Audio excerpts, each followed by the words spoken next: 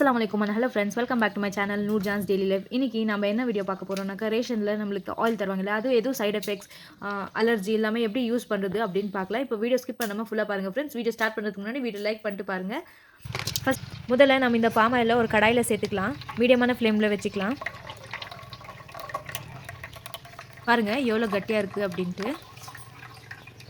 அடுத்ததா நான் ஒரு எலுமிச்சை சைஸ் அளவுக்கு புளி எடுத்துக்கிறேன். இதை நம்ம ஃப்ளாட்டா தட்டி எடுத்துக்கலாம். பாருங்க நான் இப்படி தட்டி எடுத்துக்கிறேன். இப்போ நடுவுல ஒரு டீஸ்பூன் அளவுக்கு கல்லுப்பு தேய்ச்சிக்கிறேன். இது நல்லா உப்பு வெளியே வராத மாதிரி சீல் பண்ணிக்கலாம். பாருங்க நான் இப்படி சீல் பண்ணிக்கிட்டேன் உப்பு வெளியே வராத மாதிரி. அடுத்ததா நான் ஒரு இன்ச் அளவுக்கு இஞ்சி எடுத்துக்கிறேன். இது நல்லா தட்டிக்கலாம்.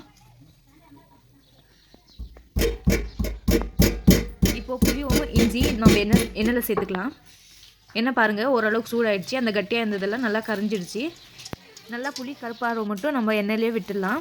கருப்பானதும் நம்ம கேஸ் ஆஃப் பண்ணிக்கலாம். பாருங்கள் இது நல்லாவே ஆறி புளி பார்த்திங்கன்னா எவ்வளோ கருப்பாக இருக்குது. இப்போது நம்ம இதை வடிகட்டி எடுத்துடலாம். நல்லா நீங்கள் எதில் எண்ணெய் யூஸ் பண்ணுறீங்களோ அதை நம்ம வடிகட்டி எடுத்துடலாம்.